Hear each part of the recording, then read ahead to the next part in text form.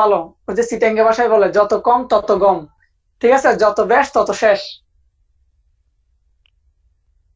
What that you said? না দেয় নাই। দেয় নাই, একদম দেয় নাই। এরকমই, ঠিক আছে, এরকমই। এরকম বলে মোটামুটি এক্সাম ক্ষেত্রে মোটামুটি মানুষ ভালো। খারাপ হলে সমস্যা, যার ভালো লাগবে সেই ভালোবাসবে। আমি নাহলে না। খালি এত সিম্পল ভাষা জিজ্ঞেস করলাম আর একটা পেঁচাই দিতেই কত কিছু বানাইছে। হ্যাঁ হ্যাঁ হ্যাঁ। মা, আমার ফোনে কাজ করতেছে না রিসেন্ট, এই জন্য কি এত বেশি চিল্লাচিল্লি? হ্যাঁ,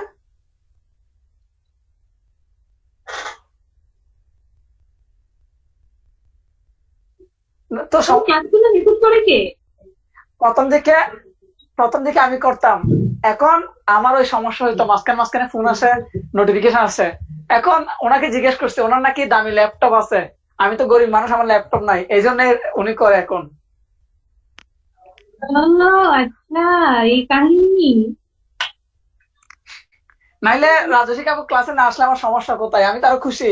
উনি কোয়েশ্চেন করবে, এখন কোয়েশ্চেন অধ্যাপক না করবে, এই জন্য খুশি। আচ্ছা, আজকে আমরা মূলত এক্সিকিউশন স্টেজ নিয়ে ডিসকাস করব। এক্সিকিউশন ব্যাপারটা আমাদেরকে বুঝতে হবে। আমরা ডিগ্রি পেলাম, ডিগ্রিতে নাচানাচি করতেছি, লাভ নাই। ডিগ্রিটা বুক করতে হবে, তো বুক করতে হলে কি করতে হবে? আমাকে আলাদা একটা স্যুট করতে হবে। সেই স্যুট বা একটা আবেদন করতে হবে, যাকে আমরা কি বলি? এক্সিকিউশন আবেদন বা এক্সিকিউশন স্যুট বলি। ব্যাপারটা বুঝতে হবে। তাহলে কি, আপনি ডিগ্রি পেলেন, খুশিতে লাফালাফি করতেছেন, এলাকায় মিষ্টি খাওয়াচ্ছেন, লাভ নাই। রিটার্নে পাশ করে আপনি এলাকায় মিষ্টি খাওয়াইছেন, টিপ দিচ্ছেন, লাভ নাই, ভাইভাতে যদি পাশ না করেন। ঠিক আছে, সো ব্যাপারটা অনেকটা এরকম, যে ডিগ্রি পেয়ে খুশি হয়ে লাভ নাই যদি সেই ডিগ্রিটা কি করতে না পারেন, এক্সিকিউট করতে না পারেন।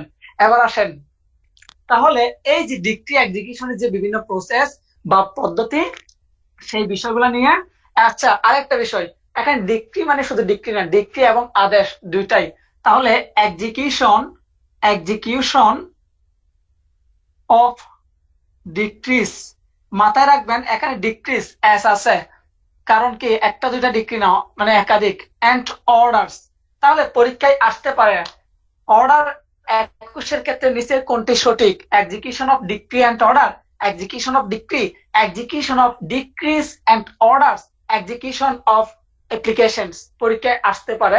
অথবা লাস্টের অপশনে দিতে পারে, উপরের কোনোটি নয়। তাহলে এই তাহলে বানানটা কি একটু ডিগ্রি একাধিক? মানে এগুলো কি yes, একাধিক হবে? কারণ একাধিক ডিগ্রি নিয়ে কিন্তু 21 আলোচনা করা হয়েছে, কারণ অনেক ধরনের তো ডিগ্রি আছে।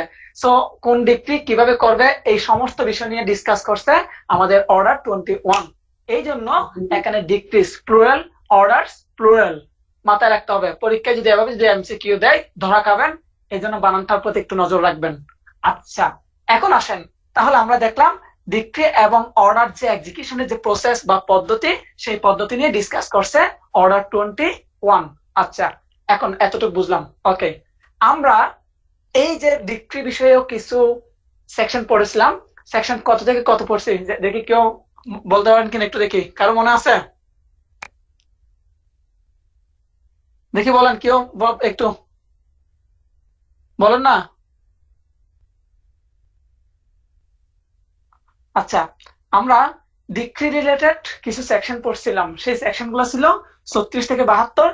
এরপর 135, 135 এতে আমরা পড়ছিলাম সংসদের সদস্যদের যে ডিক্রি এক্সিকিউট করতে গিয়ে সংসদ সদস্য এবং কমিটির মেম্বারদেরকে যে অ্যারেস্ট করা যায় না অধিবেশন চলাকালীন, এবং অধিবেশনের পূর্ববর্তী 14 দিন, পরবর্তী 14 দিন, এই সময়টাতে যে অ্যারেস্ট করা যায় না, সেই বিষয়টা আমরা পড়ছিলাম। আচ্ছা, তাহলে সেকশন, এই যে অর্ডার রিলেটেড সেকশন হচ্ছে 36 থেকে 74 এবং 135। আশা করি এতটুকু ক্লিয়ার। এখন আমরা দেখব, এখন আমরা যে জায়গাটা দেখব, এবার আসেন, পরীক্ষা যদি জিজ্ঞেস করে অর্ডার 21-এ টোটাল কয়টি রুল আছে? টোটাল রুল হচ্ছে 103, 103টা রুল আছে। পরীক্ষায় আসতে পারে অর্ডার 21-এ মোট কয়টি বিধি আছে? উত্তর 103টি। আচ্ছা, এতটুকু আশা করি ক্লিয়ার। এখন আমরা একটু দেখি, আমরা এই অর্ডার থেকে, আচ্ছা এই, এটা হচ্ছে সিপিসির 8ম ক্লাস। রাজস্বী কাপু আছেন কিনা, একটু আমাকে একটু জানাবেন, শুনতেছেন কিনা? আমাকে আমার আম্মা তো আমার মনে হয় ওই মানে জন্মের পরে তো মধু খাওয়াই নাই। আমি খাওয়াইছি কিনা জানি না, আজকে জিজ্ঞেস করব। এখন বলেন একটু আছেন কিনা, আপনাকে একটা কথা জিজ্ঞেস করতে চাচ্ছিলাম। মরে গেছে। জি ভাই, মানুষ শখ হইলে বৃষ্টিতে ভিজে। ওই দিন বিকেলে বৃষ্টি হচ্ছে, আমি ছাদের উপর গিয়ে ইচ্ছা মতো ভিজতেছি। ভাই রে ভাই, না, মাফ ওর তো করেন। লং, ওর তো লং লাগছে। আচ্ছা আপু, যেটা বলছি। কে বলছে সিঙ্গেল? কে বলছে ও সিঙ্গেল? এই সন্দেহ, সন্দেহ লাগছে, সন্দেহ লাগতেছে। ভাই, একটু একটু বাসটা একটু কম মারেন না। আপনারা আমার জন্য কোথায় মেয়ে দেখবেন, একটু প্রেম করব বিয়ে করব তা না, নিজেরাই।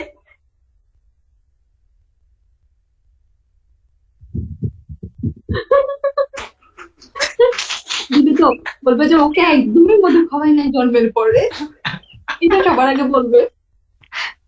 আচ্ছা আহ, আচ্ছা আমি কালকে রাত 9টা থেকে ক্লাস নিলে আপনাদের কোনো প্রবলেম আছে কিনা? আপনার অন্য কোনো ক্লাস আছে কিনা?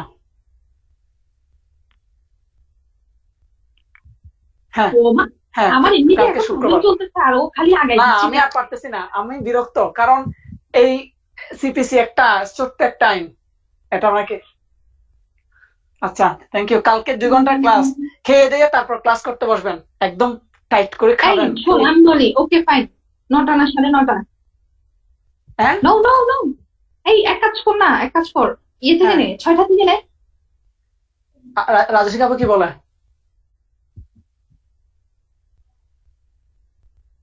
আচ্ছা ঠিক আছে, তাহলে কালকে সন্ধ্যা 6টা থেকে 8টা পর্যন্ত কিংবা তারও একটু বেশি একটু নাস্তা করবেন, নাস্তার বিলটা আমি দিয়ে দিব সবার।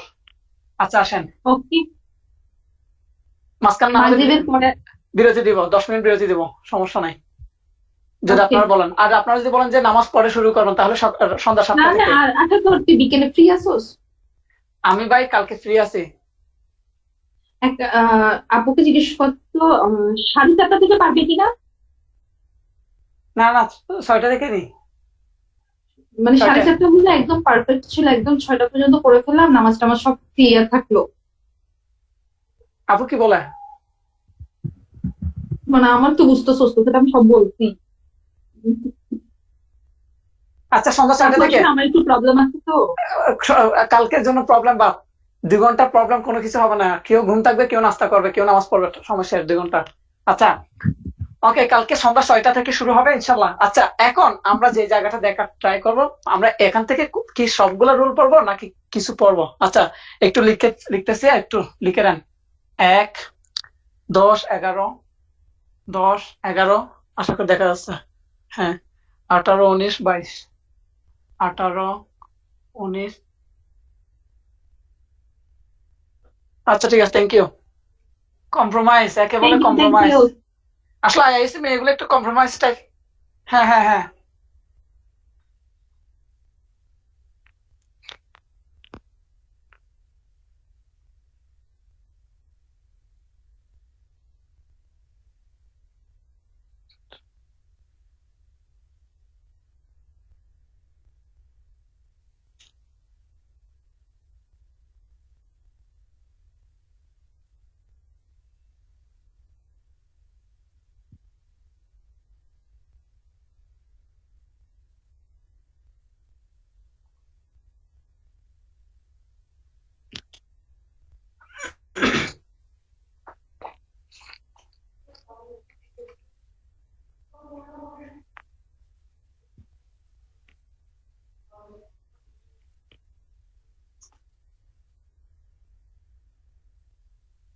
আচ্ছা, 1, 2, 3, 4, 5, 6, 7, 8, 9, 10, 11, 12, 13, 14, 15, 16, 17, 18, 19, 20।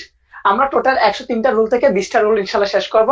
আমি মানে কোনো রিস্ক নিতে চাচ্ছিলাম না, কারণ এই জায়গাগুলো থেকে কোয়েশ্চেন আসে, যদিও মানে অনেক বড় ভাইরা, অনেক বিজ্ঞজনেরা সাজেশনের মধ্যে আরো কম রাখছে, আমি কিন্তু কয়েকটা বাড়াইছি। আমার কাছে মনে হচ্ছে ওই জায়গাগুলো থেকে কোয়েশ্চেন আসতে পারে, এই জন্য আমি টোটাল 20টা রুল রাখলাম। আচ্ছা এখন আসেন, আমরা তো দেখেছিলাম, আমরা সেকশন 38-এ দেখেছিলাম কোন কোর্ট ডিক্রি জারি করতে পারে, দেখেছিলাম যে কোর্ট ডিক্রিটা পাস করে অথবা ডিক্রিটা এক্সিকিউট করার জন্য যে কোর্টে পাঠানো হয়, দুই ধরনের কোর্টকে আমরা দেখেছিলাম জারি করতে পারে বা এক্সিকিউট করতে পারে দেখেছিলাম। আবার ডিক্রি জারির জন্য কোথায় স্থানান্তর করতে পারে তাও দেখেছিলাম, 4টা জায়গা দেখেছিলাম 39-এর সেকশন। এখন আসেন, এখন আপনি যে ডিক্রি জারি করবেন, এটা মানে ডিক্রি আপনার পক্ষে আসলো, আপনার পক্ষে আসা মানে কি ডিক্রি জারি হয়ে যাওয়া, নাকি এটার জন্য আলাদা কিছু করতে হবে বলেন? করতে হবে, সেটা কি? আবেদন করতে হবে। আবেদন করতে হবে এখন আরেকটা। হ্যাঁ, এখন এই যে ডিক্রি জারির আবেদন করবেন, আপনি ডিক্রি জারির আবেদনটা কোথায় করবেন এটা দেখতে হবে। তাহলে আসেন, ডিক্রি জারির আবেদন নিয়ে ডিল করছে আমাদের অর্ডার 21-এর রুল 10। আচ্ছা, এই যে রুল 10 বলা হয়েছে আপনি যে আবেদনটা করবেন, আবেদনটা কোথায় করবেন? আসেন, আবেদনটা কোথায় করবেন? আবেদনটা 3টা জায়গায় করবেন, 3টি জায়গায়, অর্থাৎ 3টি জায়গায় যে কোনো একটিতে করবেন আর কি, যখন যেখানে দরকার হয় 3টি জায়গায় করবেন। প্রথমটা দেখেন, প্রথমটা হচ্ছে ডিক্রি দানকারী আদালতে, যে আদালত ডিক্রিটা দিয়েছিলেন ওই আদালতে, ডিক্রি দানকারী আদালতে।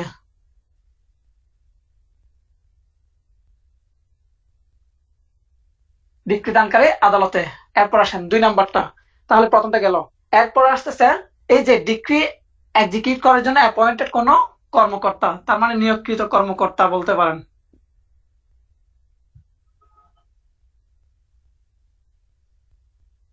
অর্থাৎ ডিক্রি এক্সিকিউট করার জন্য অনেক সময় স্পেশালি কাউকে এম্পাওয়ার্ড করা হয়, তাহলে যাকে এম্পাওয়ার্ড করা হবে ওই ব্যক্তি বরাবর বা ওই কর্মকর্তা বরাবর আপনি কি করবেন?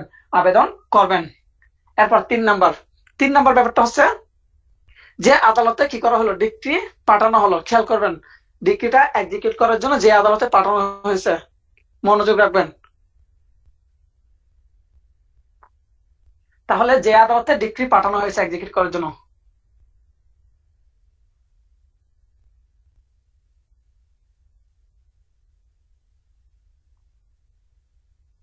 যে আদালতে ডিক্রি পাঠানো হয়েছে ওই আদালতে, অথবা ওই আদালত যদি কাউকে অ্যাপয়েন্ট করে।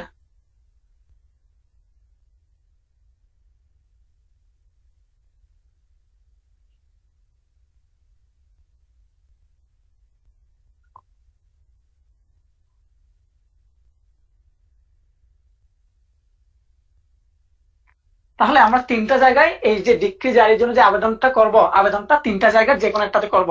প্রথম হচ্ছে কি, ডিক্রি যে কোর্ট দিল ডিক্রি দানকারী আদালতে আমরা আবেদনটা করব, অথবা ওই ডিক্রিটা এক্সিকিউট করার জন্য যদি আলাদা কোনো কর্মকর্তা নিয়োগ করা হয় তাহলে ওনার বরাবর করব, অথবা যে কোর্ট ডিক্রি দান করলো বা ডিক্রি পাস করলো দেখা যাচ্ছে ওই কোর্ট কি করলো, নিজে এক্সিকিউট করতেছে না, অন্য একটা কোর্টে কি করলো, পাঠালো, তখন ওই কোর্টে আমরা কি করব?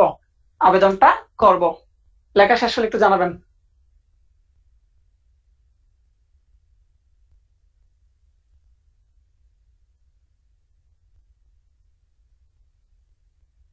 ইতি ক্লিয়ার?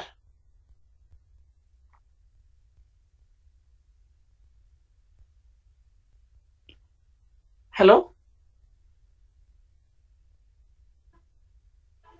হ্যাঁ, হ্যাঁ, ক্লিয়ার।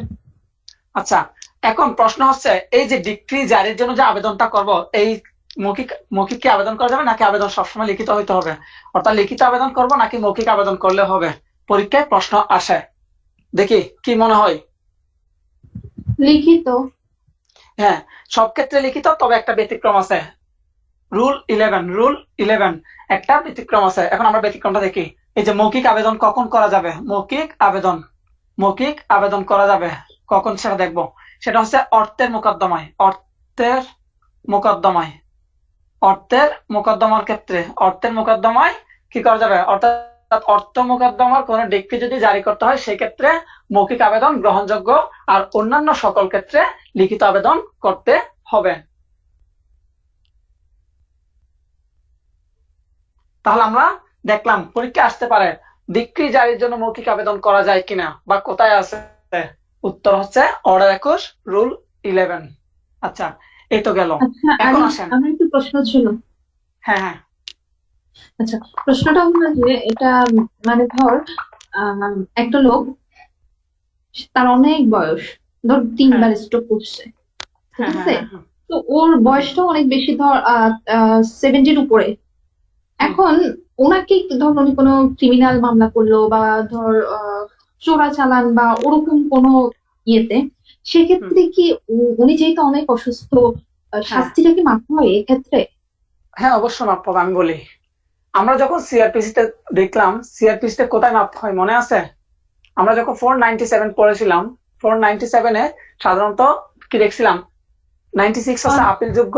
আর ওখানে দেখছিলাম ওইখানে 3 ধরনের ব্যক্তি সাধারণত কি পাই, ওইখান থেকে অ্যাবেট পাই। এই যে 3 ধরনের ব্যক্তির মধ্যে একজন হচ্ছে শিখ শিখ ব্যক্তি, ঠিক আছে?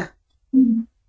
তো ইভেন কারো বিরুদ্ধে যখন এরকম পানিশমেন্ট হয়, অর্থাৎ অর্ডার হয়ে গেল ওনার বিরুদ্ধে, ফর এক্সাম্পল যে 10 বছরের কি দেওয়া হলো, মানে শাস্তি দেওয়া হলো, শাস্তি ঘোষণা করলো।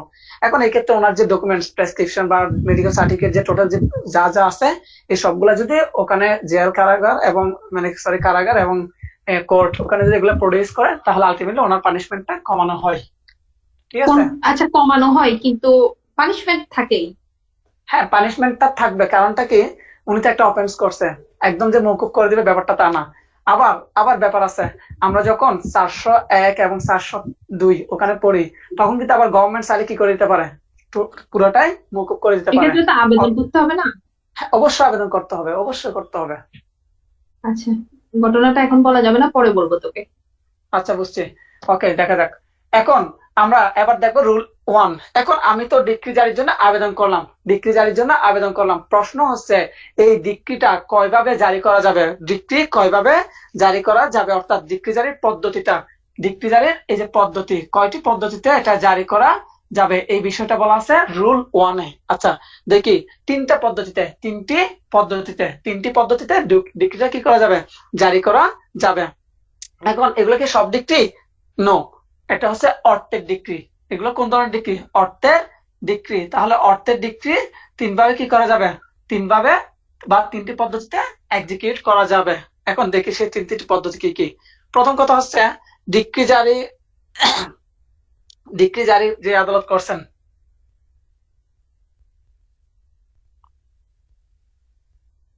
আদালত।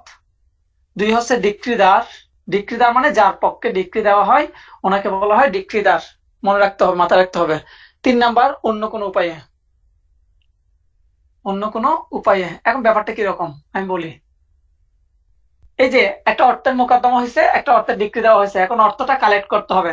তাহলে অর্থ কালেক্ট কে করবে? আদালত চাইলে নিজে করতে পারে, অথবা দেখা যাচ্ছে 2টা পার্টি রেডি আছে, এখন সেক্ষেত্রে ডিক্রিদারকে বলে দিবে যে কি আপনি দেনাদারের কাছ থেকে কি করবেন, টাকাটা কালেক্ট করে নেবেন। অথবা আদালত চাইলে অন্য কোনো উপায়েও কি করতে পারে, এটা এক্সিকিউট করতে পারে। ক্লিয়ার? এটা কি রুল 1? Yes, rule 1। সিপিসি পড়ার একটা মানে এটা একটা আর্ট। টোটাল ব্যাপারটা হচ্ছে সিপিসি হোক যে আইনি হোক, একটা আর্ট। ব্যাপারটা মানে মিলাইতে হবে, কোন জায়গার সাথে কোন জায়গার সম্পর্ক আছে, ওই জিনিসগুলো যদি একটু মিলাই না, পড়া যায় আসলে তাহলে এখানে কিন্তু। পরে একটা দেখা যাচ্ছে না, সেজন্য। ও আচ্ছা আচ্ছা, হ্যাঁ। এখন এখন এটা তো গেল। আচ্ছা, এখন আমরা দেখব এটার সাথে রিলেটেড রুল হচ্ছে রুল 30। রুল 30, এখন রুল 30-তে কি বলছে আমরা একটু একটু দেখি রুল 30-তে কি বলা আছে। আমরা একটু আগে দেখলাম যেহেতু রুল 1-এ কয়ভাবে ইয়ে করা যায়, অর্থাৎ দেখলাম। আর এখন দেখবো এই যে টাকা পরিশোধের যে ডিক্রিটা কিভাবে জারি করবে, অর্থাৎ এটা তো 3টা পদ্ধতি, কারা কারা করতে পারে সেটা দেখলাম, কারা কারা করতে পারে সেটা দেখলাম। আর এখানে দেখবো অর্থের ডিক্রি জারি, অর্থের ডিক্রি জারি, অর্থের ডিক্রি জারি। এই যে জারিটা দেখবো এখানে কিভাবে করা যায়। প্রথম কথা হচ্ছে ওই যে ব্যক্তি, ওই ব্যক্তিকে আটক করে, আটক করে, ব্যক্তিকে আটক করে, 1 নাম্বার, ব্যক্তিকে আটক করে। এখন আটক করে কোথায় রাখবে? দেওয়ানি কারাগারে। কোন ব্যক্তি? ওই যে যার কাছ থেকে টাকা পাবে, ধর আমার কাছ আচ্ছা, থেকে তুই টাকা পাবি, তাহলে আমাকে অ্যারেস্ট করবে, অ্যারেস্ট করে দেওয়ানি কারাগারে। সিপিসিতে একটা বিষয় মাথা রাখতে হবে, দেওয়ানি কারাগার, দেওয়ানি কারাগার, দেওয়ানি কারাগার, এই শব্দটা মাথা রাখতে হবে। তাহলে দেওয়ানি কারাগারে আটক রেখে 1 নাম্বার। 2 নাম্বার হচ্ছে ওনার কোনো প্রপার্টি থাকলে ওই প্রপার্টি ক্রোক করে, প্রপার্টি ক্রোক, ক্রোক অথবা ক্রোক করে বিক্রয় করবে, বিক্রয় করে, ক্রোক অথবা বিক্রয় করে। আর 3 নাম্বার হচ্ছে উভয়, 3 নাম্বার উভয়। উভয় মানে কি, ওনাকে অ্যারেস্ট করতে পারে, অ্যারেস্ট করার সাথে সাথে ওনার প্রপার্টি ক্রোকও করতে পারে, অথবা ক্রোক করার সাথে সাথে বিক্রয় করে দিতে পারে। তাহলে এই তিনটি পদ্ধতিতে অর্থের ডিক্রিটা জারি করা যায়, তিনটি ওয়েতে, মানে তিন ভাবে। কি কি? ওই ব্যক্তিটাকে অ্যারেস্ট করে দেওয়ানি কারাগারে রাখবে, অথবা ওনার যে প্রপার্টি আছে প্রপার্টি ক্রোক করে এবং ক্রোক করার পর বিক্রয় করে, অথবা উভয়টি, উপরে যে মানে দুইটি। ক্লিয়ার?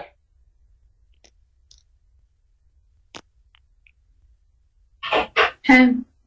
আচ্ছা, এখন আমরা দেখব রুল 18 অর্থাৎ রুল 18 নম্বর রুলটা একটু দেখার আগে 18 নম্বর রুলে কি বলা আছে দেখি। 18 নম্বর রুলে বলা আছে পাল্টা ডিক্রির ক্ষেত্রে জারি, পাল্টা ডিক্রির ক্ষেত্রে জারি। এখন পাল্টা ডিক্রির ক্ষেত্রে জারিটা বুঝতে হলে আমাকে আগে বুঝতে হবে পাল্টা ডিক্রিটা কি। পাল্টা ডিক্রিটা কি? পাল্টা ডিক্রি হচ্ছে একটি মামলায়, অর্থাৎ আমরা ওই যে কাউন্টার ক্লেম পড়ছিলাম না, মনে আছে তো কাউন্টার ক্লেম? এই যে কাউন্টার ক্লেমে হচ্ছে মূলত পাল্টা ডিক্রি, অর্থাৎ পাল্টা ডিক্রি হচ্ছে, ডিক্রি তো পরে আসবে, আগে মামলা। পাল্টা দাবি, পাল্টা দাবি মানে যেটা কাউন্টার ক্লেম বলি সেটা হচ্ছে পাল্টা দাবি। আর এই কাউন্টার ক্লেমের উপর ভিত্তি করে যখন কোনো ডিক্রি দেওয়া হয় তখন ওই ডিক্রিটাকে বলা হয় পাল্টা ডিক্রি। ক্লিয়ার?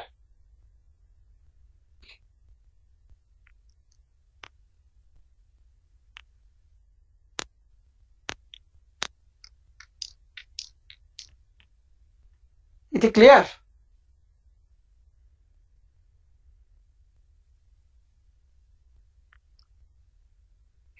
হ্যালো? হ্যাঁ, লিখতেছিলাম। আচ্ছা, ক্লিয়ার কিনা হ্যাঁ, বিষয়টা? ক্লেম এবং ডিক্রি, যেটা হ্যাঁ, এটাকে এই যে কাউন্টার ক্লেমও বলে, ক্রস ক্লেম, ইংলিশে বলে ক্রস ক্লেমও বলে, ক্রস ক্লেমও বলে। মানে আচ্ছা, ধর এখন যার কাছে টাকা যাচ্ছে সে পাল্টা আবার ওর নামে ইয়ে করলো। হ্যাঁ হ্যাঁ হ্যাঁ হ্যাঁ হ্যাঁ হ্যাঁ, অর্থাৎ তুই আমার বিরুদ্ধে মামলা করছিস, আমি আবার তোর বিরুদ্ধে একটা দাবি করলাম, এই দাবিটা হচ্ছে পাল্টা দাবি। আর এটার ভিত্তিতে যখন কোন একটা ডিক্রি দেওয়া হবে তখন ওই ডিক্রিটার নাম হয়ে যাবে পাল্টা ডিক্রি। এখন আমরা দেখবো এই পাল্টা ডিক্রি গুলা কিভাবে কি করবে, এগুলা এক্সিকিউট করার প্রসেসটা কি একটু দেখি। এই বিষয়টা নিয়ে ডিসকাস করছে দুইটা রুল, একটা 18 আর একটা 19। আমরা এখন 18 নম্বর রুলটা একটু দেখবো। দুইটা রুলের মধ্যে প্রথম 18টা দেখবো। প্রথম বিষয়টা হচ্ছে একই পক্ষদের মধ্যে আলাদা মোকদ্দমায়। এই যে প্রথম শব্দটা হচ্ছে আলাদা মোকদ্দমায়, আলাদা মোকদ্দমায়। আর 19 হচ্ছে একই মোকদ্দমায়, একই মামলায় আর কি, একই মোকদ্দমায়। তাহলে 19 আর 18 মধ্যে পার্থক্যটা শুধু এই জায়গাটাতে। 18 হচ্ছে আলাদা আলাদা মোকদ্দমা, আর 19 হচ্ছে একই মোকদ্দমা। প্রথম পার্থক্যটা দেখলাম, এরপর আমি ডিসকাস করবো 18টা। আচ্ছা, এখন একই পক্ষদের মধ্যে আলাদা মোকদ্দমা কি রকম? আমি প্রথম একটা মামলা করলাম তোর বিরুদ্ধে, এখন আবার আমি মামলা করার পরে তুই আবার কি করছস? আমার বিরুদ্ধে একটা মামলা করছস। প্রথম মামলাটা আমি করছি, পরের মামলাটা তুই করছস। তাহলে এই যে আলাদা মামলা, এটা হচ্ছে 18 বিষয়। আর আমি একটা মামলা করলাম তোর বিরুদ্ধে, সেম মামলায় তুই যখন রিটেন স্টেটমেন্ট জমা দিছিলি তখন তুই আমার বিরুদ্ধে দাবি করছস। এই যে এটা হচ্ছে একই মোকদ্দমায় 19-এর বিষয়বস্তু। এখন 18 বিষয়বস্তু নিয়ে আলোচনা করব। এখন 18তে বলা হচ্ছে একই মোকদ্দমায়, সরি আলাদা মোকদ্দমায় একই পক্ষদ্বয়ের মধ্যে যখন দুইটি টাকার অঙ্ক নিয়ে যখন কোন একটা ডিসপিউট হবে বা কোন একটা দাবি অ্যারাইজ হবে এবং সেই দাবির ভিত্তিতে যখন কোন ডিক্রি দেওয়া হবে তখন সেই ডিক্রিটা কিভাবে ইয়া করা যাবে, জারি করা যাবে। আমরা একটু দেখি। প্রথম বিষয়টা হচ্ছে টাকার অঙ্ক যদি সমান হয়। এটা আবার বলতো। ধর আমি তোর বিরুদ্ধে মামলা করলাম, পরবর্তীতে এটা কিন্তু টাকার মামলা, পরবর্তীতে তুই আবার আমার বিরুদ্ধে টাকার মামলা করছস, দুইটাই কিন্তু টাকার মামলা। এখন তাহলে এই যে এখানে কিন্তু আলাদা মামলা করছি, তাহলে আলাদা হলে 18তে যাবে। আর আমি তোর বিরুদ্ধে মামলা করছি, তুই রিটেন স্টেটমেন্ট জমা দেওয়ার সময় কি করছস? আমার বিরুদ্ধে দাবি করছস একই মামলায়, তখন যাবে 19-এ। ক্লিয়ার? হ্যাঁ, বুঝছি। আচ্ছা, এখন একটু দেখি। এই যে তুই আমার বিরুদ্ধে যে কি করছস, দুইজনের মোকদ্দমা কিন্তু আলাদা, কিন্তু আলাদা মোকদ্দমা হইলেও, দুইটা মোকদ্দমা আলাদা হইলেও দেখা যাচ্ছে কি দুইটি কি এক্সিকিউট করার যোগ্য, দুইটা মোকদ্দমায় ঠিকঠাক আছে। আমার বিরুদ্ধে তোর যে দাবি সেটাও ঠিক আছে, আবার তোর বিরুদ্ধে আমার দাবি যেটা ওইটাও ঠিক আছে। তার মানে দুইটা ডিক্রি আলাদাভাবে দিল এবং দুইটা ডিক্রি দেখা যাচ্ছে কি এক্সিকিউট করা যাচ্ছে। তার মানে দুইটা ডিক্রি অবশ্যই, প্রথম শর্ত হচ্ছে কি দুইটা ডিক্রি থাকতে হবে, এরপরে শর্ত হচ্ছে কি দুইটা ডিক্রি কি এক্সিকিউট করার মতো যোগ্য হইতে হবে। কিরকম? এখন তুই আমার বিরুদ্ধে মামলা করছস, তোরটা প্রমাণ হয়েছে কিন্তু আমারটা প্রমাণ হয় না, তাইলে হবে না। দুইটাই প্রমাণ হতে হবে এবং দুইটা কি এক্সিকিউট করার যোগ্যতা রাখবে। তখন সেই ক্ষেত্রে যদি দেখা যায় দুইটা অঙ্কই সমান, অর্থাৎ দুইটি অঙ্কই সমান, তুই আমার বিরুদ্ধে পাস, আমার পক্ষ থেকে পাস 1 লক্ষ টাকা, আমি তোর পক্ষ থেকে পাই, মানে তোর কাছ থেকে পাই 1 লক্ষ টাকা, তখন সেই ক্ষেত্রে জাস্ট দুইটা ডিক্রিতে কি উল্লেখ করে দিবে যে কি অমুক অমুকের কাছ থেকে 1 লক্ষ টাকা পাই আর ও ওর কাছ থেকে 1 লক্ষ টাকা পাই। ক্লিয়ার? যদি সমান হয়। মানে টাকার অঙ্কটা তো সমান হতে হবে।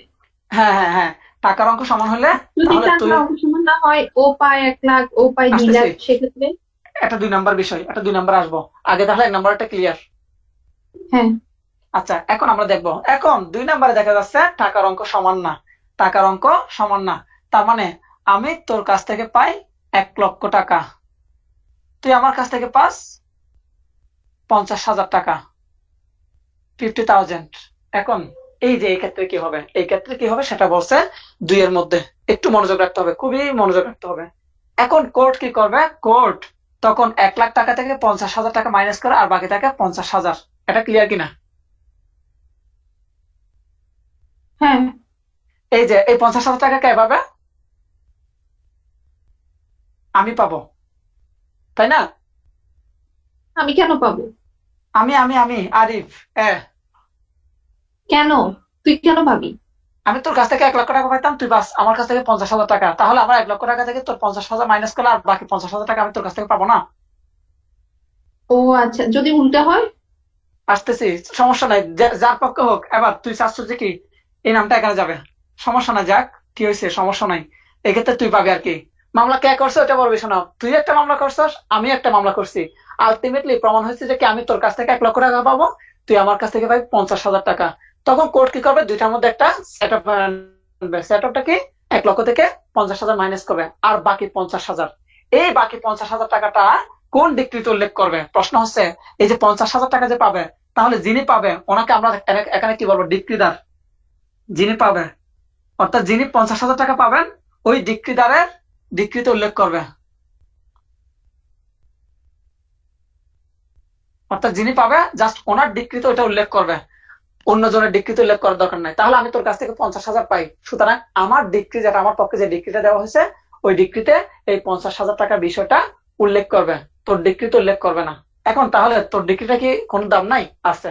কি এই ক্ষেত্রে দেখি, তাহলে এই যে ক্ষুদ্রতর অংশ, তোরটা কিন্তু ক্ষুদ্রতর অংশ, আমারটা বড় অংশ, তাহলে বৃহত্তর অংশটা,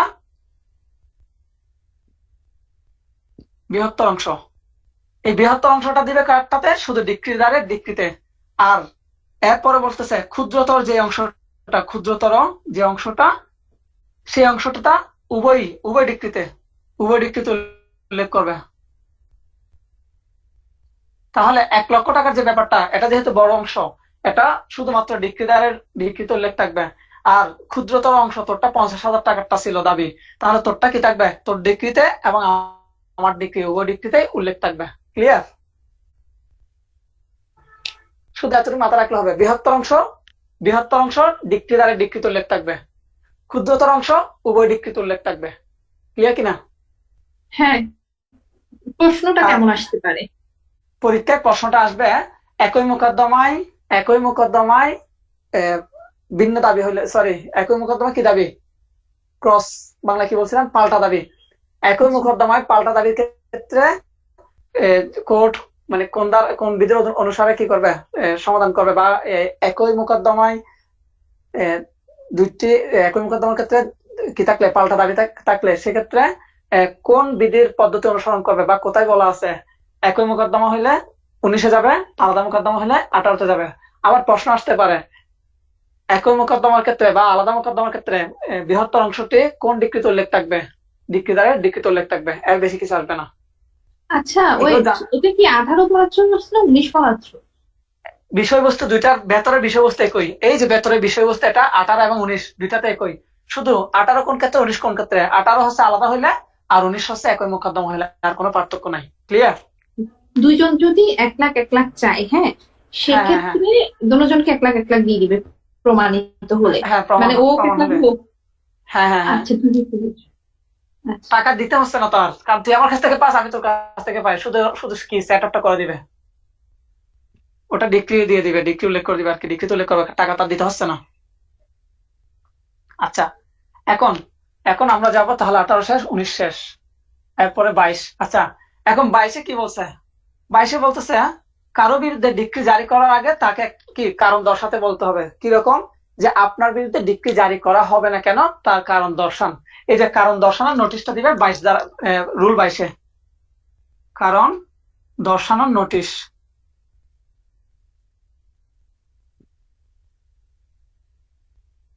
তাহলে কারণ দর্শানোর নোটিশটা দিবে কোন কোন বিধির অধীনে? রুল 22-এর অধীনে বা 22 বিধির অধীনে। ক্লিয়ার?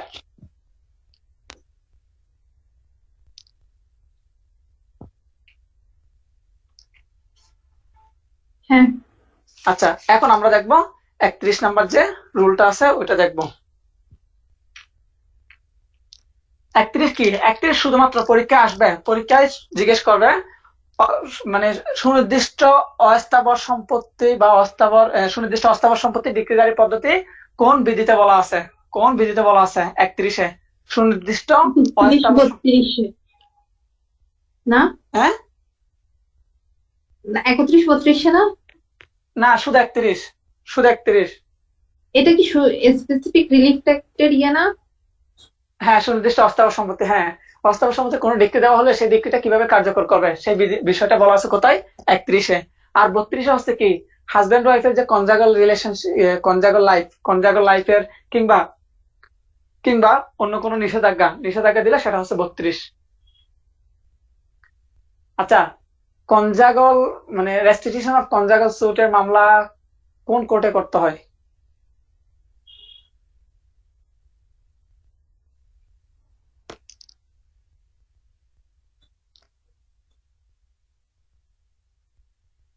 অ্যাসিস্ট্যান্ট জাজ করে, সহকারী জজের আদালতে করতে হয়। সহকারী জজের আদালত 1900 যে আমাদের যে মুসলিম ফ্যামিলি কোর্স, অর্থাৎ family course ordinance, family course ordinance 1985, এটার সেকশন 5-এ 5টি বিষয়ের কথা, অর্থাৎ 5টি বিষয়ে কি করবে ফ্যামিলি কোর্ট? 5টা বিষয় ডিল করবে। আর ফ্যামিলি কোর্ট গঠিত হয় কাদের নিয়ে? অ্যাসিস্ট্যান্ট জাজদের নিয়ে। তাহলে এই যে অ্যাসিস্ট্যান্ট জাজদের নিয়ে ফ্যামিলি কোর্ট গঠিত হয়। ফ্যামিলি কোর্ট কয়টি বিষয় ডিল করেন? 5টি বিষয়। ওই 5টি বিষয় ওখানে উল্লেখ আছে সেকশন 5-এ। আচ্ছা, আমরা ওদিকে যাচ্ছি না। তাহলে আমরা দেখলাম অস্থাবর সম্পত্তি সুনির্দিষ্ট কি দেখছি? অস্থাবর সম্পত্তি হইলে সেই হ্যাঁ, অস্থাবর সম্পত্তির ডিক্রিটা কিভাবে এক্সিকিউট করবে সেই পদ্ধতিটা বলা আছে 31-এ। আর 32-এ হচ্ছে নিষেধাজ্ঞাটা। এখন আমরা চলে যাব তাহলে 31-এ, এবার আমরা চলে যাব 34-এ। 34-এ দেখবো আমরা ইম্পর্টেন্ট 34 দলিল সংশোধন। দলিল একটু মাথায় রাখতে হবে, দলিল সংশোধন বা দলিল সম্পাদন, অর্থাৎ দলিল সম্পাদন ধর তোরা আমার মধ্যে একটা চুক্তি হয়েছে, এখন কি মানে দলিল সম্পাদন করতেছিস না, বা আমাদের মধ্যে বাইনা চুক্তি হয়েছে, বাইনানামা, অর্থাৎ বিক্রি করবো বলে একটা চুক্তি হয়েছে, কিন্তু বিক্রয় করতেছস না, তুই উল্টাপাল্টা করতেছস, আমার সাথে একটু কি মানে আমাকে খুব বেশি ঘুরাচ্ছস। এই যে তাহলে দলিল সম্পাদন অথবা আরেকটা বিষয় এই জায়গাটাতে দলিল, আমরা হস্তান্তরযোগ্য দলিল, বাংলায় বললে হস্তান্তরযোগ্য দলিল, আর ইংলিশে বলে নেগোশিয়েবল ইনস্ট্রুমেন্ট। ইংলিশে লিখি নেগোশিয়েবল ইনস্ট্রুমেন্ট। এই যে নেগোশিয়েবল ইনস্ট্রুমেন্ট কোনগুলা? এই যে কোনো ব্যাংকে চেক দিলে কিংবা কোনো পে অর্ডার করলে এই যে এই টাইপের যে ব্যাপারগুলা, এই ব্যাপারগুলাকে বলা হয় নেগোশিয়েবল ইনস্ট্রুমেন্ট। আমাদের 1881 সালে যে আইনটা আছে ওই আইন মূলত এই বিষয়গুলো নিয়ে ডিল করে। তাহলে যাই হোক, কোনো দলিল সম্পাদন এবং কোনো চেক রিলেটেড অর্থাৎ নেগোশিয়েবল ইনস্ট্রুমেন্ট থাকলে এই বিষয়গুলোর যে কোনো ডিক্রি হইলে সেই ডিক্রিটা কিভাবে এক্সিকিউট করবে সেই বিষয়টা বলা আছে 34-এ। তাহলে শুধু মাথায় রাখতে হবে কি দলিল সম্পাদন এবং হস্তান্তরযোগ্য দলিলের ইংলিশ টার্ম হচ্ছে কি নেগোশিয়েবল ইনস্ট্রুমেন্ট। এই যে এই দলিলগুলোর ডিক্রি কিভাবে কার্যকর করবে পদ্ধতিটা কোথায় বলা আছে? 34-এ বলা আছে। আর 35-এ কি আছে? 35 হচ্ছে স্থাবর। 35 স্থাবর। আমরা এর আগে আমরা 32-এ কি পড়ছি, এই 31-এ কি পড়ছিলাম? 31-এ পড়ছিলাম অস্থাবর, 32-এ কি পড়ছিলাম? রেস্টিটিউশন, 34-এ কি? দলিল সম্পাদন, 35-এ কি? স্থাবর। তাহলে পড়ার সময় 31 + 35 মিলাই পড়তে হবে।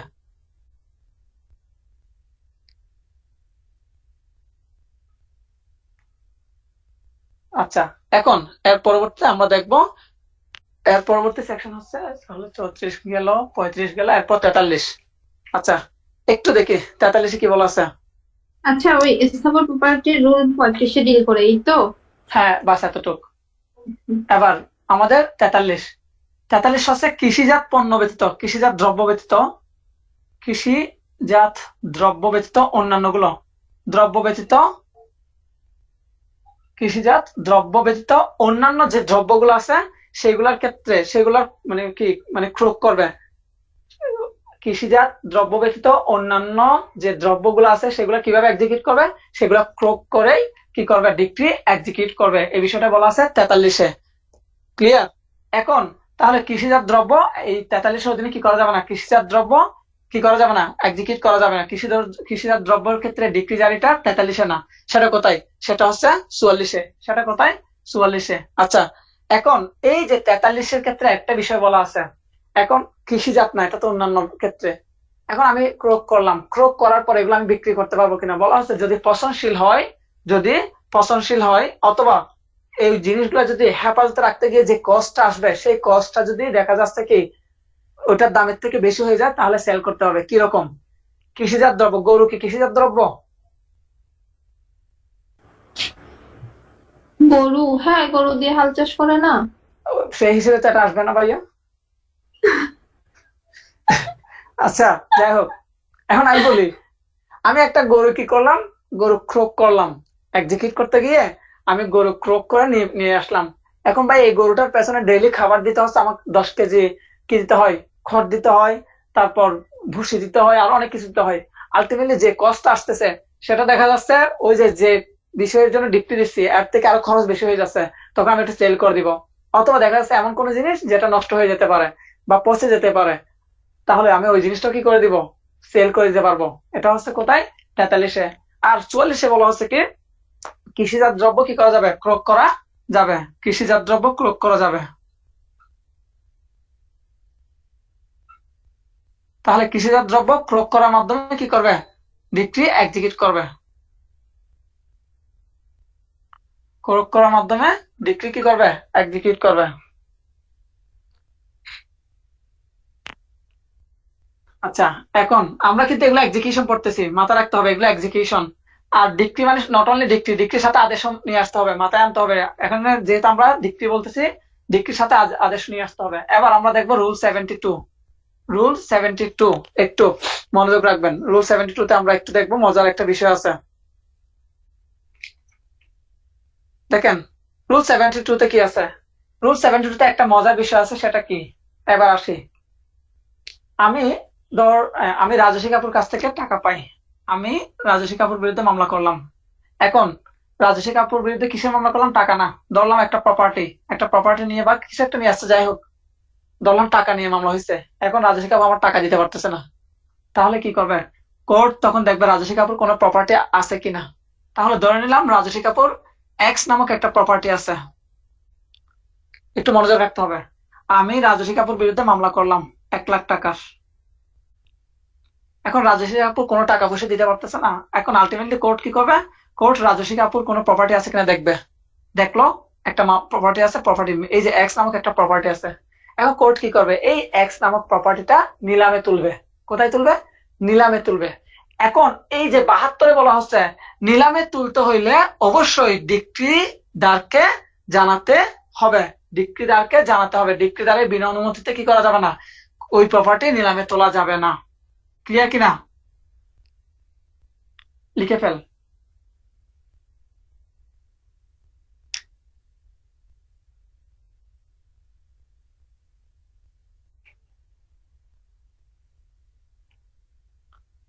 এখন লেখা হলে একটু জানাতে হবে।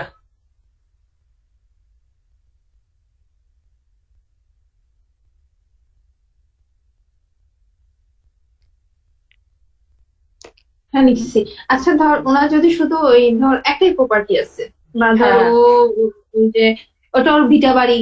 ইয়েস ইয়েস ইয়েস, তখন চলে যাবে কোথায়, তখন চলে যাবে specific relief act section 22 plus plus 151 court কি করবে, অ্যাপ্লাই করবে। অ্যাপ্লাই করে তখন কিন্তু কোর্টের সেটা ভিন্ন বিষয়। ক্লিয়ার? আচ্ছা, আচ্ছা, এখন এই ক্ষেত্রে কি আমি কি মাপ পেয়ে যা, মানে আমি আমাকে কি কোনো দিবে না, কোনো প্রতিকার দিবে না, দিবে। তখন সেই ক্ষেত্রে ফিউচার কোনো প্রপার্টি, অর্থাৎ রাজস্বী কাপু যদি ফিউচারে যদি কোনো প্রপার্টির মালিক হয়, শর্ত সত্য লাভ করে, তখন সেই ক্ষেত্রে ওখান থেকে আমাকে দিবে। ক্লিয়ার? আচ্ছা, এখন হ্যাঁ, আমি এখন এই যে প্রশ্ন হচ্ছে আমাকে কেন জানাতে হচ্ছে, আমাকে এখানে কেন জানাতে হচ্ছে? প্রপার্টি হচ্ছে রাজস্বী কাপুর, ওইটা বিক্রি করে আমি টাকা পাইলে তো আলহামদুলিল্লাহ, আমার তো কোনো মাথা ব্যথা নাই। তাহলে আমাকে কেন জানাতে হচ্ছে? কমন সেন্স কি বলে?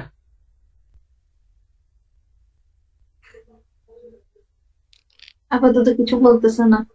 এই জিনিসগুলো হচ্ছে মজার টেকনিক। এখন এমন তো হতে পারে যে এই প্রপার্টি আমিও কিনতে পারি, কারণ 1 লাখ টাকার বিনিময়ে যদি আমি দেখতেছি যে আমি এই প্রপার্টিটা কিনতে পারতেছি, তাহলে বাস সমস্যা কোথায়? এই জন্য যাতে কি ডিক্রিদার যাতে ওই প্রপার্টি কেনার সুযোগ পায় বা কিনতে পারে, সেই জন্যই ওনাকে নোটিশ দিতে হবে।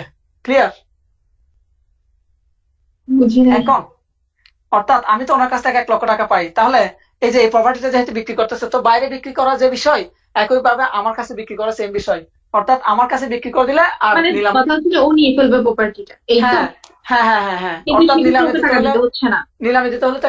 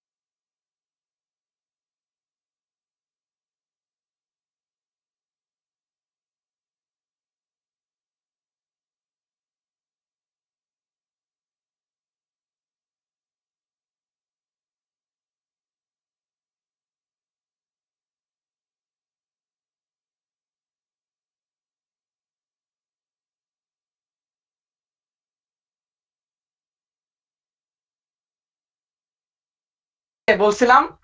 এখন এখন রাজস্বী কাপুর এই প্রপার্টির দাম হচ্ছে 2 লাখ টাকা, কিন্তু আমি ওনার কাছ থেকে পাবো 1 লক্ষ টাকা। তাহলে 1 লক্ষ টাকা মাইনাস করে বাকি 1 লক্ষ টাকা আমি ওনাকে কি করব, পরিশোধ করব। ক্লিয়ার?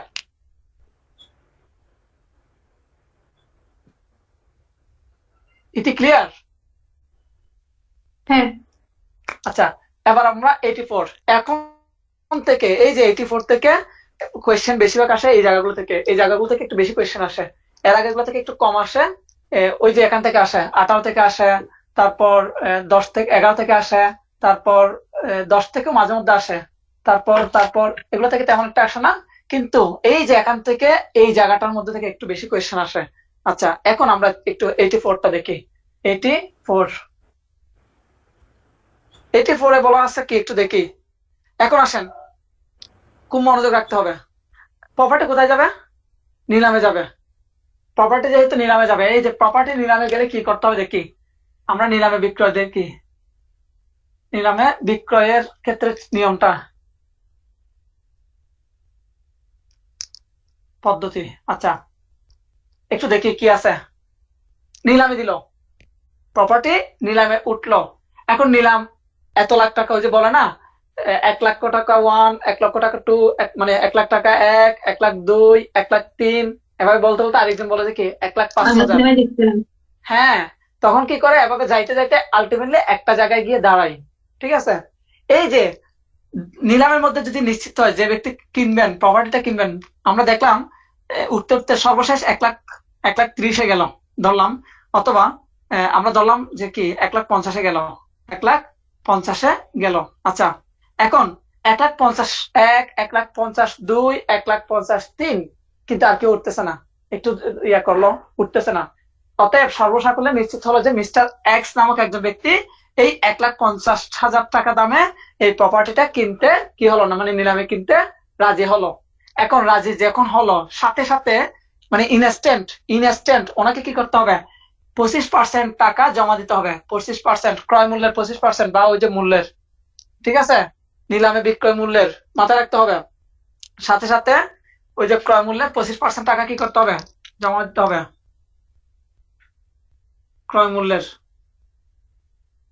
তাহলে ক্রয় মূল্যের 25% টাকা ইনস্ট্যান্ট, এটা ইনস্ট্যান্ট কিন্তু লিখতে হবে। 25% ক্রয় মূল্যের 25% টাকা সাথে সাথে জমা দিতে হবে। ক্লিয়ার? এখন উনি যদি ব্যর্থ হয়, সাথে সাথে যদি 25% টাকা জমা দিতে ব্যর্থ হয়, ওই বইটাকে আবার পুনরায় নিলাম হবে, পুনরায় নিলাম হবে, পুনর্নিলাম হবে, পুনরায় নিলাম হবে।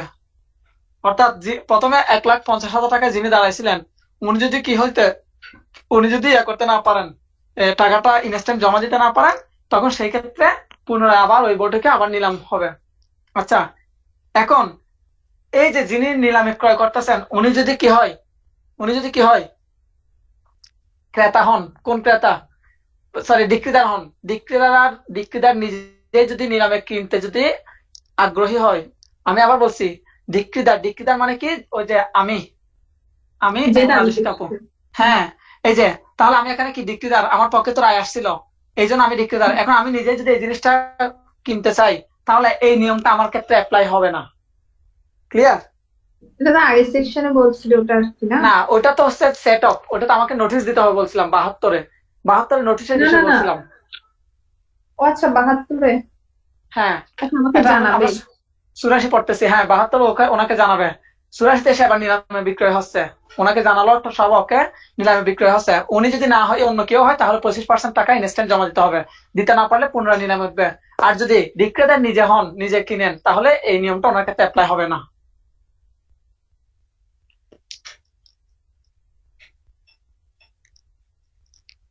এখন 85-তে দেখি কি আছে, আসেন এবার 85-তে দেখবো।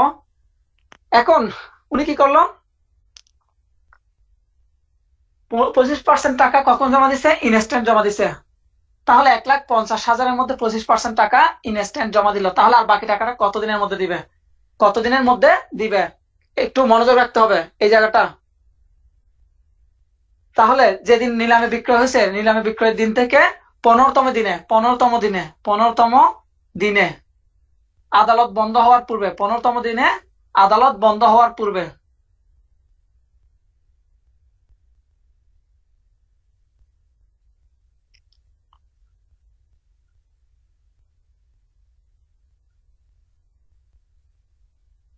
তাহলে আমি কি বলছি, একটা আবার বলতেছি। আমি তো প্রথম দিন যেদিন নিলামে বিক্রয় হয়েছে, ওই দিন ইনস্ট্যান্ট 25% টাকা জমা দিলাম।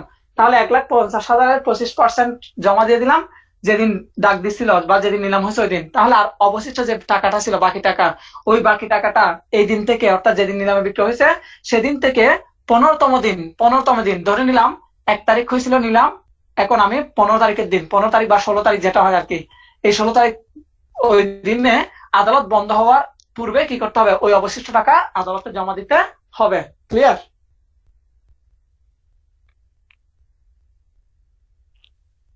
কিনা? মোস্ট ইম্পর্টেন্ট জায়গা, এই জায়গাগুলো থেকে কোয়েশ্চেন আসে, সুতরাং হেলাই ফেলাইয়া করা যাবে না। কত পার্সেন্ট টাকা নিলামের বৈঠকে জমা দিতে হয়, আসবে। অবশিষ্ট টাকা কতদিনের মধ্যে দিতে হবে, আসবে। কোথায় বলা আছে, আসবে। এই বিষয়গুলা বিক্রেতার যদি কি হয়, নিলামের ক্রেতা হয়, ওনার ক্ষেত্রে অ্যাপ্লাই হবে কিনা, হবে না। এই বিভিন্ন কোয়েশ্চেন আসতে পারে। এখন আমরা যাবো 86-তে, সরি 87-তে।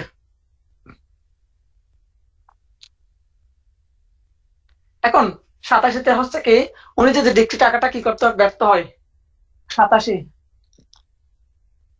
আচ্ছা, এরা এটা কি লেখা হয়েছিল? হ্যাঁ আমি লিখছি, সমস্যা নাই। আচ্ছা, এখন 87-তে কি বলছে একটু দেখি। এখন উনি কি করতে পারে নাই, ওই 15তম দিনে কি টাকা পরিশোধ করতে ব্যর্থ হয়েছে, তাহলে কি হবে, তাহলে ওনার এই যে টোটাল যে একটা নিলামের যে খরচটা হয়েছে, ওই খরচটা ওনার কাছ থেকে যে প্রথমে 25% টাকা জমা নিয়েছিল, 25% টাকা প্রথমে জমা নিছে না, এই যে জমা থেকে খরচটা বাদ দিয়ে অবশিষ্ট টাকাটা ওনাকে দিয়ে দিবে। ক্লিয়ার? আমি বুঝি না, এটা আবার বল। আচ্ছা, আমরা 85-তে কি দেখলাম? 85-তে দেখলাম 15তম দিনে কি করতে হবে? টাকা টাকাটা কি দিতে করতে হবে? হবে, জমা দিতে হবে, অবশিষ্ট অবশিষ্ট টাকাটা। এখন উনি 15তম দিনে টাকা জমা দিতে কি হয়েছে? ব্যর্থ হয়েছে। তাহলে এই ক্ষেত্রে কি হবেন? এই ক্ষেত্রে ব্যাপার হচ্ছে কি, ওনার আগে 25% যে টাকা জমা ছিল, আমরা তো 84-তে 25% টাকা ইনস্ট্যান্ট জমা দিছিল, দেখছিলাম না? হ্যাঁ দিছিলাম 25%। হ্যাঁ, টাকা, হ্যাঁ, এই যে এখন 15তম দিনে যদি উনি আর বাকি 75% টাকা যদি পরিশোধ করতে না পারেন, তখন সেই ক্ষেত্রে এই যে 25% যেটা জমা ছিল ওইখান থেকে এই যে নিলামের টোটাল যে খরচাপাতি হয়েছে, আমরা যে একটা নিলাম কল করতে হয়, নাস্তা খরচ, বিভিন্ন খরচ পাতি আছে, এই খরচটা বাদ দিয়ে অবশিষ্ট টাকাটা সরকারের ফান্ডে যাবে, সরকারের ফান্ডে যাবে। বুঝা গেছে?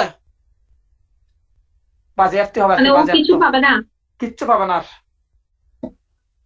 ও মানে ওকে আর সুযোগও দেওয়া হবে না বা টাইমও বাড়ানো হবে না? নো, নো, কোনো সুযোগ নাই? না।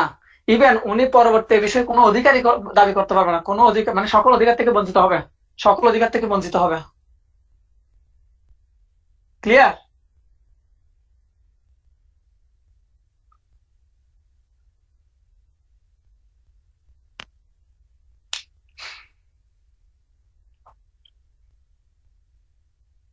এই লিখি নাই, লিখি নাই, আরে ভাইয়ার সাথে মনে হয় গল্প করে, বাজি রে বাজি।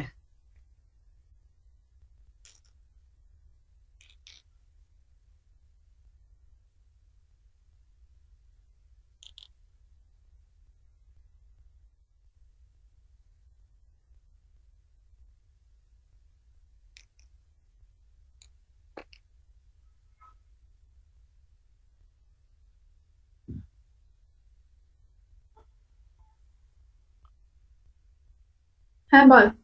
আমি গল্প এবার বলি আমরা, না, বুঝছো? আচ্ছা, সরি, একটু আগে আমরা যে সেকশনটা পড়ছি, সরি, রুলটা পড়ছিলাম, একটু আগে যে রুলটা পড়ছিলাম, ওই রুলটা ছিল 86, আর এখন হচ্ছে 87 পর্ব। আচ্ছা, এখন এখন আমরা তো বিক্রি করতে পারি নাই, উনি তো টাকা জমা দিতে পারে নাই, এখন ওনার টাকাটা নিয়ে ফেললাম, এখন তো প্রপার্টি তো ইয়া হইলো না, বিক্রয় হইলো না, তাহলে কি এটা আবার নিলাম, আবার দিব কিনা, আবার নিলামে তুলবো কিনা, কি বলে? তুলবো। এই যে এই যে পুনরায় যে নিলামে তুলবো, এই ব্যাপারটা বলা আছে 87-তে। এবং পুনরায় নিলামে তুলতে গেলে ঠিক রুলস আগে যেরকম প্রথমবার নিলামে তুলতে গেলে যা যা নিয়ম ফলো করতে হইতো, পুনরায় নিলামে তুললেও সেম নিয়মগুলো ফলো করতে হবে। ওই যে নোটিশ দেওয়া, তারপর যা যা করতে হয় সবগুলো আগের নিয়ম।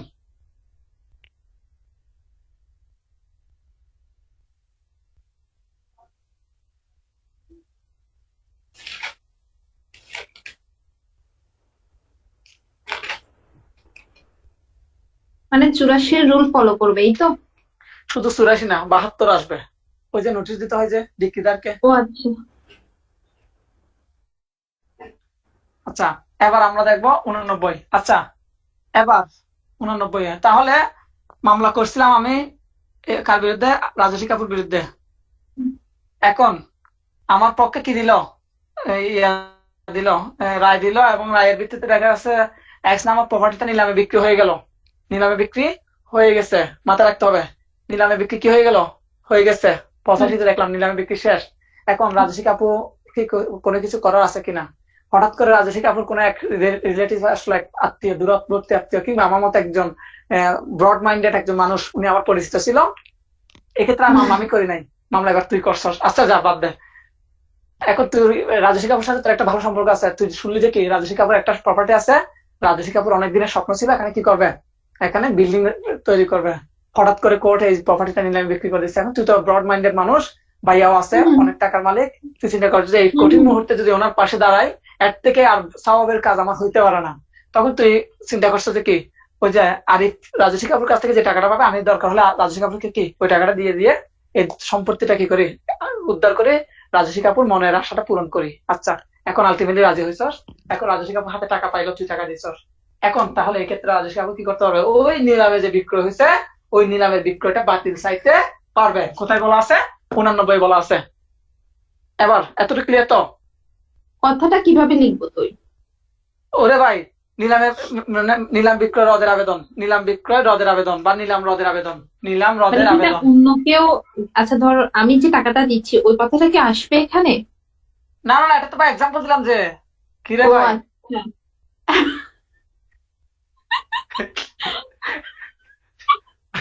ওই যে আমাদের আচ্ছা চেয়ারম্যান ম্যাম ছিল, আমাদের চেয়ারম্যান ম্যাম যখন ক্লাস লেকচার লিখতেন, মানে আমাদের টিচার শাহ আলম স্যার ছিলেন মনে হয় হ্যাঁ তখন।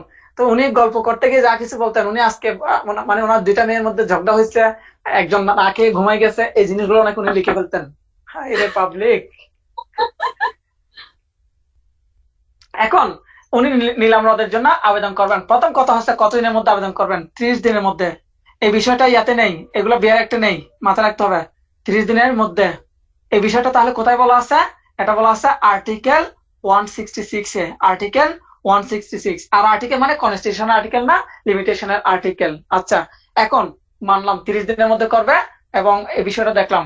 এখন প্রশ্ন হচ্ছে, উনি কি ফ্রিতে করতে পারবেন? না, ওনাকে তখন কি করতে হবে? কিছু টাকা টুকা জমা দিতে হবে। দেখি, প্রথম কথা হচ্ছে 5%। ওই যে ক্রয় মূল্য যেটা ছিল 1,50,000, 1,50,000 5%, 5% জমা দিতে হবে। অথবা অথবা অথবা এবার এই জায়গাটা একটু বুঝার বিষয়। আচ্ছা, একটু মনোযোগ রাখতে হবে, খুবই ইম্পর্টেন্ট। আমি রাজস্বী কাপুর কাছ থেকে পাইতাম 1,00,000 টাকা। কত? 1 লাখ।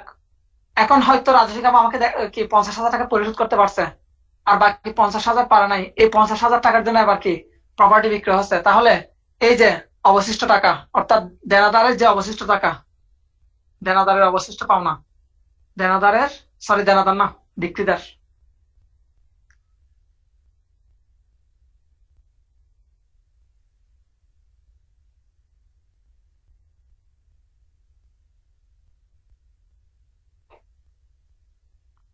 একটু খেয়াল রাখতে হবে। এটা লেখা শেষ? লিখছি কিন্তু বুঝি নাই। বুঝাচ্ছি, একটু বুঝাচ্ছি ভাইয়া। আচ্ছা 5%টা কি বলছো? হ্যাঁ, 5% বলি। ক্রয় মূল্যের 5%, ক্রয় মূল্যের 5% জমা, অথবা এটা কি বিক্রিদারের ইনস্ট্যান্ট অবশিষ্ট। দিতে হবে? হ্যাঁ, ওই যে উনি যখন আবেদন করবেন, আবেদনের সাথে ওই টাকাটা জমা দিতে হবে। আচ্ছা। আচ্ছা, অথবা বিক্রিদারের অবশিষ্ট পাওনা, দুইটার মধ্যে যেটা কম, যেটি কম।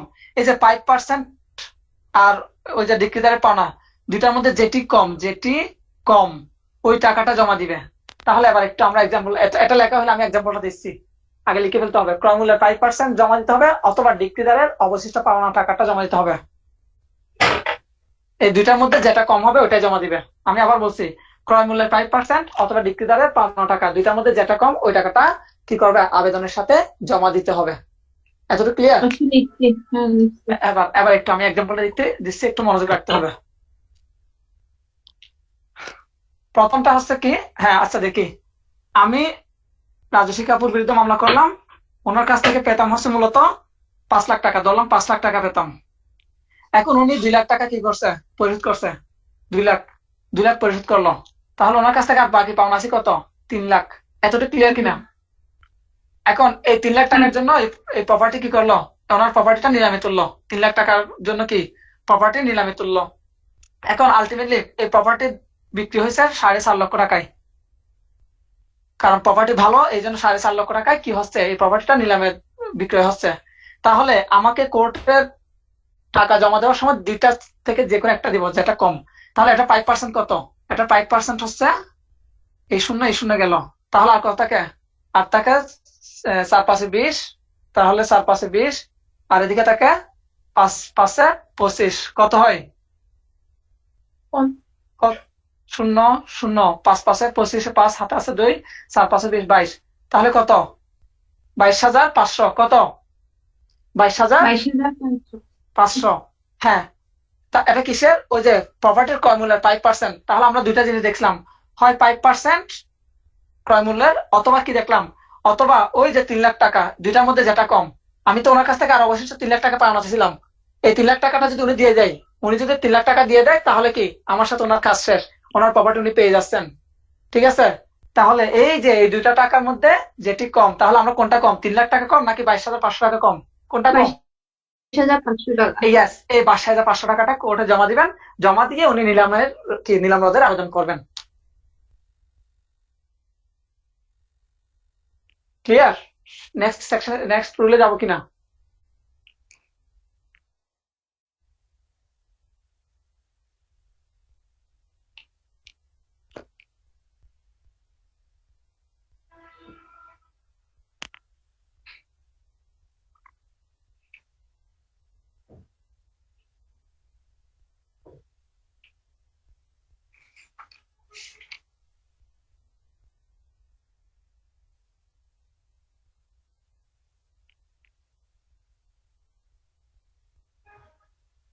ক্লিয়ার? আচ্ছা, এখন এখন যে জিনিসটা দেখবো, এই যে 89-এ কি করলাম আমি, রাজস্বী কাপু কি করলো? আবেদন করলো। কিসের রদের আবেদন করলো? এখন আবেদন যদি প্রত্যাখ্যান করে, আবেদন দুইটা বিষয়, গ্রহণ একটা বিষয়, প্রত্যাখ্যান একটা বিষয়। আরিফ, আমি এতক্ষণ ছিলাম না। সমস্যা নাই, আমি কিছু বলিও নাই। আচ্ছা, 89 তো ক্লিয়ার হয়ে গেছিল না? যতটুকু বলছিলাম। ওই যে 3 লাখ টাকা বলছোস, যেটা কম 22,000 টাকা দিবে, হ্যাঁ, এতটুকু বলছোস। আচ্ছা, ওটা বলছি। এখন রাজস্বী কাপু কি আবেদন করলো, তাহলে রাজস্বী কাপুর আবেদনটা গ্রহণও করতে পারে অথবা প্রত্যাখ্যান করতে হ্যাঁ। পারে, ঠিক কিনা? এখন এই যে রাজস্বী আপু যদি গ্রহণ করেন, ওনার আবেদন যদি গ্রহণ করেন, তাহলে ক্ষতিগ্রস্ত কে হবেন? যিনি নিলামে কিনছেন ওই ব্যক্তি না? কারণ উনি নিলামে কিনে ফেলছেন, কেনার পর আবার নাকি ওইটা দিয়ে দিতে হবে, তাহলে উনি ক্ষতিগ্রস্ত হচ্ছেন না? এক। আর যদি প্রত্যাখ্যান করে, তাহলে কে ক্ষতিগ্রস্ত হচ্ছে? রাজস্বী কাপু ক্ষতিগ্রস্ত হচ্ছে। কারণ ওনার আবেদনটা যদি গ্রহণ না করে, ওনার স্বপ্নের যে স্বপ্নটা, ওটা আজীবনের স্বপ্ন থেকে যাবে। তাহলে গ্রহণ করুক কিংবা প্রত্যাখ্যান করুক, এই দুটার বিরুদ্ধে প্রতিকার কি? এগুলো কিন্তু আদেশ, তাহলে এগুলোর বিরুদ্ধে প্রতিকার হচ্ছে আপিল। ক্লিয়ার? প্রতিকার কি? আপিল, কারণ এগুলো আপিলযোগ্য আদেশ। এগুলো আপিলযোগ্য আদেশ, এই জন্য এগুলোর বিরুদ্ধে কি করা যাবে? আদেশগুলা কি বলতেছোস? আমি ঠিক বুঝতেছি না। এই তো এখনো তো মামলা শেষ হয় নাই তো, এটা তো মামলা এখনো শেষ হয় না, এটা তো এক্সিকিউশন স্টেজে। এক্সিকিউশন করতে গেলাম, করার পরে প্রপার্টি নিলামে তুললাম, এক্সিকিউশন করতে গিয়ে, তার ডিক্রি জারি করতে গিয়ে ওনার প্রপার্টি নিলামে তুলছি। নিলামে তোলার পরে কি হয়েছে? নিলামে বিক্রয় হয়েছে। বিক্রয় হওয়ার পরে উনি আবার বিক্রয়ের জন্য কি, বিক্রয় বাতিল করার জন্য আবেদন করছে। তাহলে এখন তো এগুলো কি, এগুলো অর্ডার। এক একটা অর্ডার, একটা মামলায় 100টা অর্ডার হয়, কিন্তু ডিক্রি হয় হ্যাঁ, কয়বার? একটা। ইয়েস। এই যে, তাহলে গ্রহণ করলে ক্ষতিগ্রস্ত হচ্ছেন কে? যিনি কিনছেন উনি ক্রেতা। আর গ্রহণ যদি না করেন, মানে প্রত্যাখ্যান করলে ক্ষতিগ্রস্ত হচ্ছেন রাজস্বী কাপু। দুইজনের প্রতিকার কি? আপিল। কারণ কি? এগুলো আপিলযোগ্য আদেশ। কোথায় বলা আছে? অর্ডার 43, অর্ডার 43-এর 1-এর জ্যাতে, 1-এর জ্যাতে।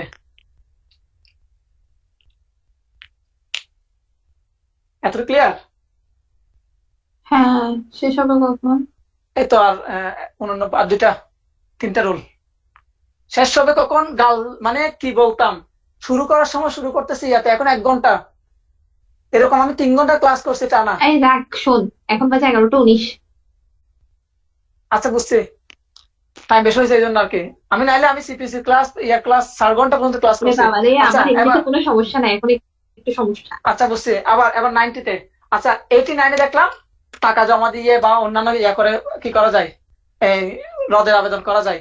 আর 90-তে দেখবো, 90-তে উনি যদি কি প্রতারণা বা প্রমাণ করতে পারেন, প্রতারণা, অর্থাৎ 90-তে বলা হচ্ছে কি, যদি ওই যে এর আগে যে নেওয়া হয়েছে কি, এই যে বিক্রয়, নিলামে বিক্রয় যেটা হয়েছিল, নিলামে বিক্রয় যেটা হয়েছে, ওইটা কি একটা প্রতারণার মাধ্যমে হয়েছে, প্রতারণার মাধ্যমে, প্রতারণার মাধ্যমে হয়েছে।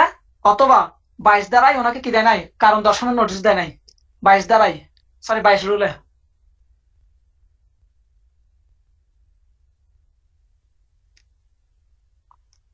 কারণ দর্শানোর কি দেয় নাই, নোটিশ দেয় নাই। এই জিনিসগুলো যদি উনি প্রমাণ করতে পারেন, সেক্ষেত্রেও ওই বিক্রয়টা বাতিল হয়ে যাবে।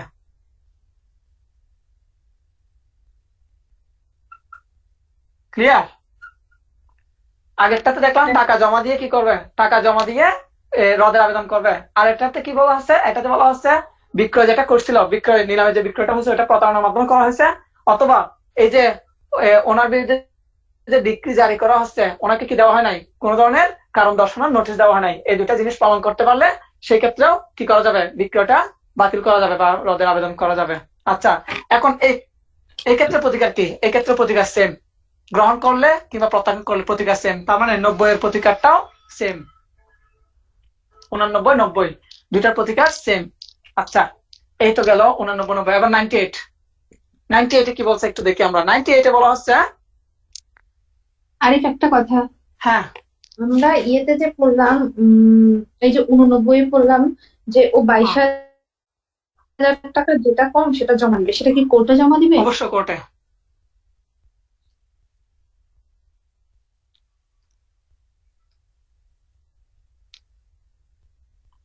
এবার রায়ের দানাদার কর্তৃক ডিক্রি জারিতে বাধা। এখন কোর্ট কি করলো? ডিক্রি জারি করতে গেল।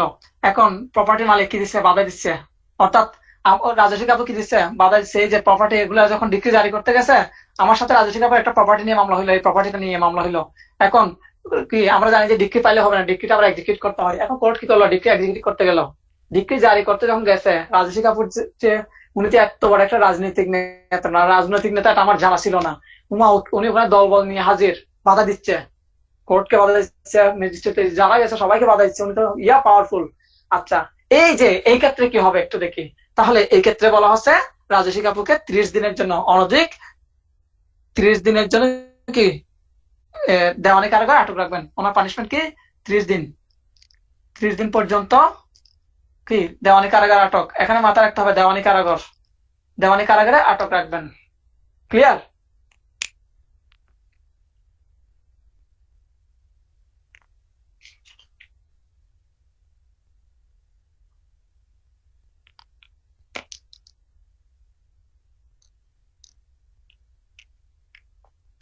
লেখা শেষ হলে একটু জানাইতে হবে আমারে।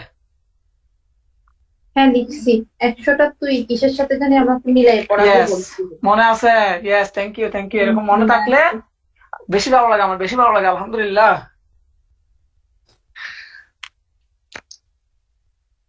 144 এর হ্যাঁ, সাথে সেকশন। 144, ইয়েস, অর্ডার হলো 21। হ্যাঁ, অর্ডার 21 রুল 100। এই যে 144 এ ছিল কি? একটা লোয়ার কোর্ট, লোয়ার কোর্ট একটা কি দিল? একটা ডিক্রি দিল। ডিক্রিটা বা ডিক্রি বা আদেশ যে কোনো একটা দিল। সেটা ভুলক্রমে দেওয়ার কথা ছিল এ এর বিরুদ্ধে, মানে এ এর প্রপার্টির বিরুদ্ধে, এ এর এক্স নামক প্রপার্টির বিরুদ্ধে। কিন্তু ভুলক্রমে দিয়ে দিল বি এর এক্স নামক প্রপার্টির বিরুদ্ধে। ভুলক্রমে, ভুলক্রমে কি করলো? দেওয়ার কথা ছিল এ এর বিরুদ্ধে, দিয়ে দিল বি এর বিরুদ্ধে, বি এর প্রপার্টির বিরুদ্ধে। এখন কি করলো? ওই যে যার পক্ষে দিল উনি কি করলো? এই প্রপার্টিতে আছে ওইটা ভোগ দখল করা শুরু করে দিল। এখন এই যে বি তখন কি করবে? আবেদন করবে যে ভুলক্রমে কি দেওয়া হইলো, মানে আমার বিপক্ষে দেওয়া হইলো। প্রকৃতপক্ষে উনি কিন্তু এই মামলার কোনো পার্টি না, দেওয়ার কথা ছিল এর বিরুদ্ধে, ভুলক্রমে দিয়ে দিল আমার বিরুদ্ধে। তাহলে এটা পুনরুদ্ধারের জন্য সেকশন 144-এ যাবে। এটা ক্লিয়ার কিনা? মানে হচ্ছে যে ভুলে বিয়ের কাছে দিয়ে দিছে, ও ভোগ দখল করে ফেলতেছে। হ্যাঁ হ্যাঁ হ্যাঁ হ্যাঁ হ্যাঁ হ্যাঁ। অর্থাৎ ডিক্রি জারি করছিল মূলত এটা, ওরটা করার কথা, ওরটা করলো ওরটা, কিন্তু ভুলক্রমে যাই শুরু করে দিছে, কি ভোগ দখল করা শুরু করে দিছে কারটা, ওরটা, বিয়েরটা।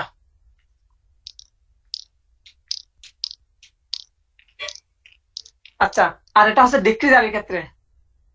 এটা ডিক্রি জারির ক্ষেত্রে, আগেরটা কিন্তু ডিক্রি জারি না, ওটা হচ্ছে একটা কোর্ট, একটা রায়, একটা জাজমেন্ট, একটা অর্ডার, যাই যাই কিছু হোক, এটা ডিক্রি জারি। ডিক্রি জারি কথা ছিল এ এর প্রপার্টিটা কি করবে? তাই প্রপার্টি, আগেরটাও তো ডিগ্রি জারি বলছোস। না এটা ডিক্রি জারি, এটা ছিল একটা ডিক্রি, শুধু ডিক্রিটা পাস করবে, যে এখানে পাস করবে, পাস, এখানে শুধু পাস করবে, আর এখানে জারি করবে। এখানে পাস করবে, এখানে জারি করবে। এখন জারি করতে গিয়ে ভুল ক্রমে কি করে ফেললো? পাঁচ আর ওরটা জারি, জারির মধ্যে পার্থক্য কি? যে শুধু কোর্ট যে মানে ডিক্রি দেওয়াটা হচ্ছে পাস, আর ওই ডিক্রি কার্যকর করাটা হচ্ছে কি? জারি।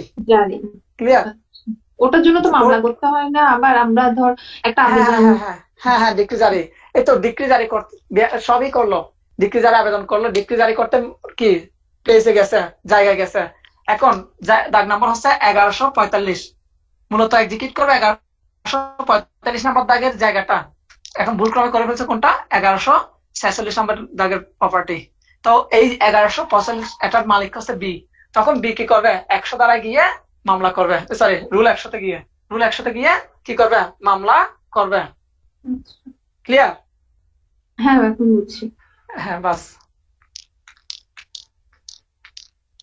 এই ছিল আমাদের সব থেকে ক্রুশিয়াল বলেন, সব থেকে ইম্পর্টেন্ট বলেন, মানে যাই বলেন সব থেকে বিগেস্ট বলেন, অর্থাৎ মানে 95% স্টুডেন্ট যে অর্ডারটাকে স্কিপ করে চলে যায়, এমন অনেক স্টুডেন্ট দেখছি পরীক্ষার হলে চলে গেছে একেবারে এই অর্ডারটা বাদ দিছে। এদের কথা হচ্ছে কি, এই অর্ডার থেকে সর্বোচ্চ 2টা আসবে, কিন্তু আমি এই অর্ডারটা পড়তে গেলে আমার অনেক টাইম লাগবে, এই জন্য পড়বো না। আর আমি বলবো যে কি ভাই পড়বো, তবে বেছে বেছে পড়বো যেখান থেকে কোয়েশ্চেন আসে। আসলে আলহামদুলিল্লাহ, না আসলে আমার টেনশন নাই, ঠিক আছে? অন্তত আসলে তো লিখতে পারবো, আর না আসলে দেখা যাবে হাই হুতাশ করতে হবে, ইস কেন পড়লাম না, ঠিক আছে? তো যাই হোক, এই ছিল আমাদের অর্ডার 21। নেক্সট দিন আমরা ইনশাল্লাহ সন্ধ্যা 6টা থেকে শুরু করব। আর আপনাদের প্রতি আমার একটা বিষয়, সেটা হচ্ছে যদিও গ্রুপে বলবো, নেক্সট মান্থের জুলাইয়ের 10 তারিখ থেকে আমি হয়তো নেক্সট বেচ শুরু করতে পারি ইনশাল্লাহ। এর আগে আপনাদের বেচটা ক্লোজ করা হবে। আপনাদের বেচটা ইনশাল্লাহ হয়তো জুলাইয়ের মধ্যে, সরি জুনের মধ্যে অথবা জুলাইয়ের 5 তারিখের মধ্যে, আপনি আপনাদের বেচটা শেষ করে দিব ইনশাল্লাহ। তো যদি কোনো পরিস্থিতি থাকে তাহলে সাজেস্ট করতে পারেন যদি ভালো লাগে আপনাদের। ওকে, ভালো থাকবেন, দোয়া করবেন। আসসালামু আলাইকুম।